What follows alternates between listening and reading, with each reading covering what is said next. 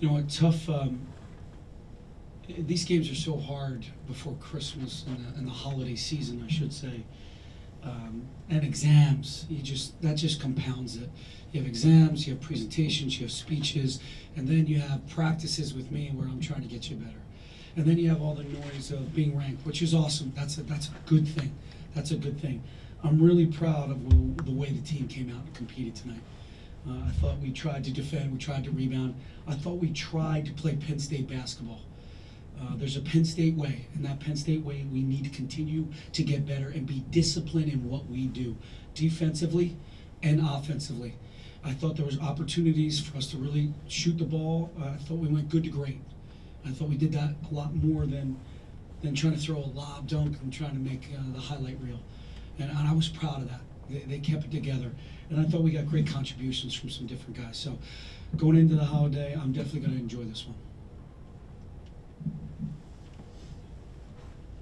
Dealing with prosperity or positive things happen to you, how long do you take the temperature on how people are dealing with good things that happen around them this time of year and going into next calendar year? You know what, I talk to the team all the time about staying present, staying in the moment. You can't win the moment if you're not in the moment. So let's just stay right here, let's stay present. That's all good stuff. It's great for the university, it's great for the students, the alums, your families. But inside those lines, it's like a great win. Great win, now we move on. And that's great, that's positive. But I truly believe our best basketball is ahead of us. We haven't seen this team hit on all cylinders yet. Maybe 20, 25 minutes at Georgetown, maybe, when they were fully loaded, fully stocked, maybe. But right now, I think we have to continue to be hungry and getting better. And how do you kind of balance? You've got a break here of sorts before you get to Cornell, and then you have a break again before you get to Iowa. How do you kind of use that time between the balance of, getting them better, but at the same time not running their legs into the ground? Yeah, we've been really intelligent, I think, this season regarding their minds and their bodies, right? I think Craig Miskinis, our strength coach, has done a great job. Sass has done a great job. We meet often, we talk often, and you said temperature. We can kind of take the temperature of where they are.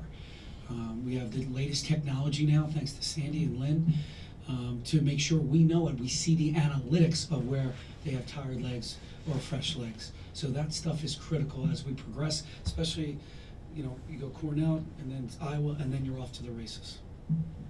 Pat, how hard is it to start 11 for 11, maybe especially in a game like this one, a little earlier start and all those, outside things that you've talked about this week? You know what, I thought the starting time was great, to be transparent, and yeah, I'm sure you did. And I thought getting off to a fast start was really important for us. I thought we had a couple good days of practice too. I thought we really got better. We really competed. We're trying to clean up some things. Obviously, offensive rebounding is something we have to continue to work on. But there's so many positives on this box score and in the film when I watch it later. That's got to be our mindset. There's a lot more basketball to be played. You said you liked the tone that your guys set from the beginning.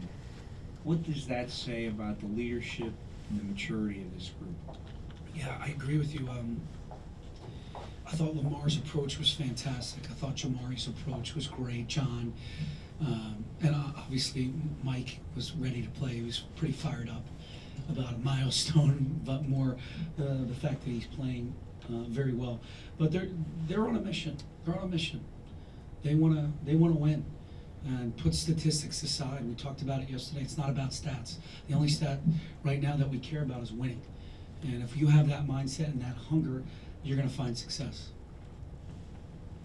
You get three 3-pointers out of Miles. Is that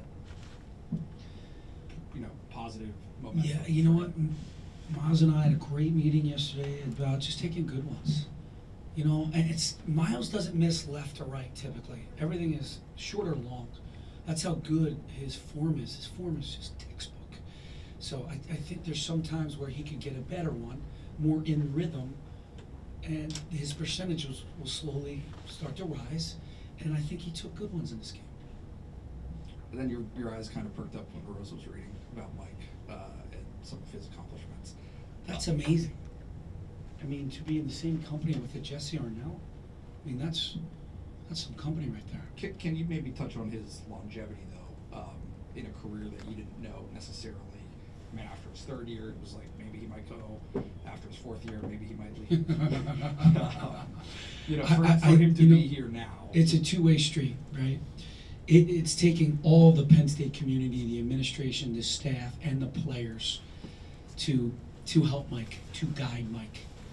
And then Mike has to give in return, which I think he's doing. He's, as of right now, he's only a few classes away from graduating. That's the true accomplishment, not the 1,000 points and the Jesse Arnell. That's all good stuff. But he's going to get a Penn State degree.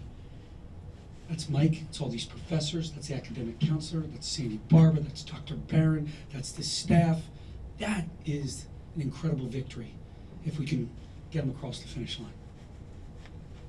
You mentioned the analytics and looking at the tired and fresh legs. Tonight, Mike was in about 9 minutes to start, which was one of the longer stretches to start. Him and John usually are about 50-50.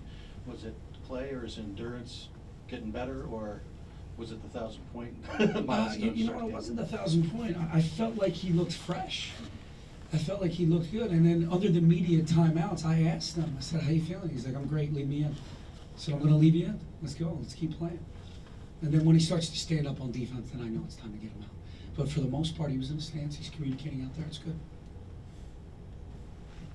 Anything else for Coach Chambers? Sorry, go ahead. This is now Penn State's 12th straight win at home here at the BJC. I know you talked recently that you really wanted to get, that home crowd environment to really help the team. And it was a pretty decent crowd today, despite the fact that there were not many students since, finals week just ended. What does that speak about the fan base, and how does that help the team? It speaks to, obviously, they like this team. It speaks to our community and how much they back us. And it speaks to our guys and them being out in the community, being a part of it. I think that's really important too. So they feel like they're connected to this group, they're connected to this staff, and I think that's why you saw so many people come out tonight. And I agree with you, there was a little over 6,000. I think that's great for exams being over and heading into a holiday. What did it take, and what do these guys do to become the good defensive team that they are? What makes them a good defensive team, your guys? Well, you gotta want to be a good defensive team, right? There's some guys that can fake it. These guys aren't faking it. I think they're going out and they're very connected. They trust one another. There's a lot of love in that locker room. I think that equals what you're seeing on the floor defensively. And we still have room to get better. That's what excites me about, I think that's why I keep saying our best basketball is ahead of us. So there's some things we got to clean up, but defensively they are bought in. Look, Lamar Stevens is bought in defensively. Maybe when he was a freshman it was about starting. Maybe when he was a sophomore it was about scoring. Now it's about winning. And he knows to be an elite team or a great team, you need to get stops. You need to rebound the ball. Thank you, Coach. everybody. Go. Coach, you talked about what has happened with Mike and his surroundings. You talked about what he means to your team, both offensively and defensively. We talked to Coach Marshall, who said he remembers Mike in high school, and defensively he was there, but offensively he was struggling. What have you seen in his entire time here that has really led him to be the force on both sides? He's such a great shot blocker. His timing's amazing. I thought last year because of the injury, he didn't have that second jump or that anticipation. I think he has all of that back. And then offensively, he's starting to develop. He's getting a little bit better with back to the basket. And he's working on a straight. I know I'll shoot an occasional three. He's working on it.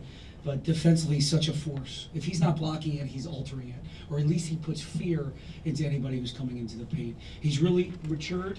It's day to day. He's getting better, and he still has a lot of room for growth. But thanks so much. Take care.